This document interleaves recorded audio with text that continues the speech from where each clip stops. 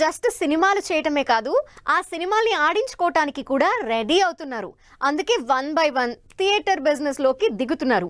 ఎవరో థియేటర్లు ఇచ్చే వరకు వెయిట్ చేసి చూడటం ఎందుకని సొంతగా థియేటర్లు కట్టేసుకుంటున్నారు.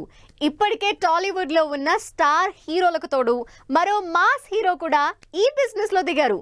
మరి ఈ థియేటర్ ఎక్కడో ఏంటో డీటెయిల్డ్ గా చూద్దాం.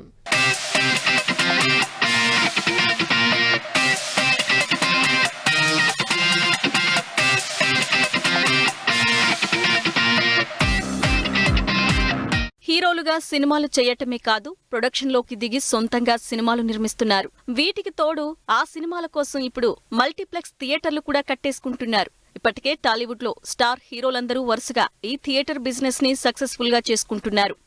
లేటెస్ట్ గా మాస్ మహారాజా రవితేజ ఈ మల్టీప్లెక్స్ బిజినెస్ లోకి దిగారు.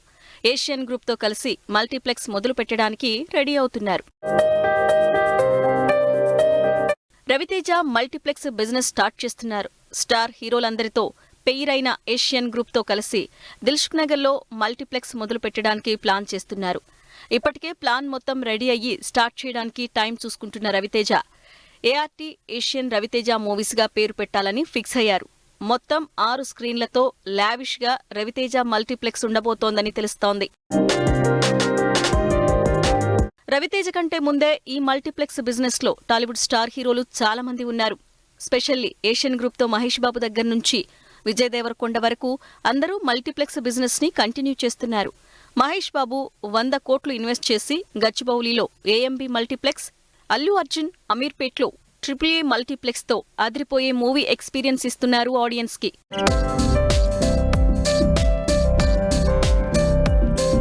పాన్ ఇండియా స్టార్ ప్రభాస్ కూడా బాహుబలి పేరుతో థియేటర్లు లాంచ్ చేశారు.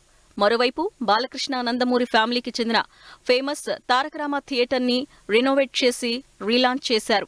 విజయ్ దేవరకొండ కూడా సొంత జిల్లా మహబూబ్ నగర్ లో ఏషియన్ గ్రూప్ తో కలిసి ఏషియన్ దేవరకొండ మల్టీప్లెక్స్ స్టార్ట్ చేశాడు. ఇప్పుడు ఈ హీరోల్ని ఫాలో అవుతూ రవితేజ కూడా థియేటర్ల బిజినెస్ లోకి రాబోతున్నారు.